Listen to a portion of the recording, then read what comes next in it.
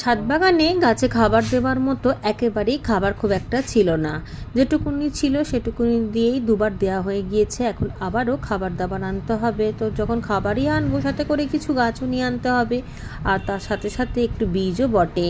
তাই চলে গিয়েছিলাম শ্যামবাজার গাছের হাটে রবিবার দিনকে, যেহেতু একটা দিনই বসে।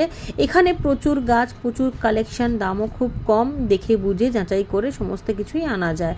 আমিও কিছু পর্তুলিকা নিয়েছি, যদিও বা আমার ছাদ বাগানে কিন্তু পর্তুলিকার চারা আপনি থেকেই উঠে যাবে, কারণ বীজ মাটির মধ্যে এদিক ওদিক পড়ে থাকে আর সেগুলো থেকেই চারা উঠতে শুরু হয়ে গিয়েছে। তবুও কিছু কিছু রং যেন ভালো লাগলো, তাই আবারও নতুন করে নিয়ে নিলাম। কিছু লিলির বাল্বও নিয়েছি, সাথে জবা গাছ তো আমাকে সবসময়তেই নিতে হবে। জবা আমার ভীষণই ফেভারিট, ওই জন্য যত রকমেরই জবা আমার বাগানে থাকুক না কেন, কোনো না কোনো রং যদি পছন্দ হয়ে যায় ব্যাস, তখন সেটাকে আমি নিয়েই নিই। সাথে অনেক দিনের ইচ্ছা ছিল সাদা করবী, কিন্তু ঠিক ভালো মতো পাচ্ছিলাম না বলে নেওয়াও হচ্ছিল না। তবে আজকে খুব ভালো একটা করবী গাছ পেয়েছি, তাই সেটাকে নিয়ে নিয়েছি। গাছের জন্য নিয়েছি নিমখোল, আর সাথে নিয়েছি একটুখানি বীজ। ভার্মি কম্পোস্টও নিয়েছি কিছুটা।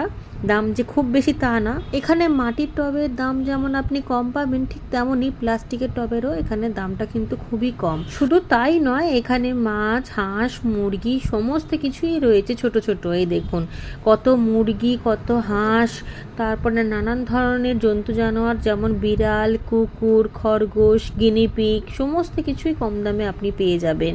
প্রচুর পাখিও বিক্রি হয়, এটাকে কিন্তু পাখির হাট বলেও অনেকে চেনে। কারোর যদি মন খারাপ থাকে তাহলে এই হাটে এলে তার মন একেবারে ভালো হয়ে যাবে।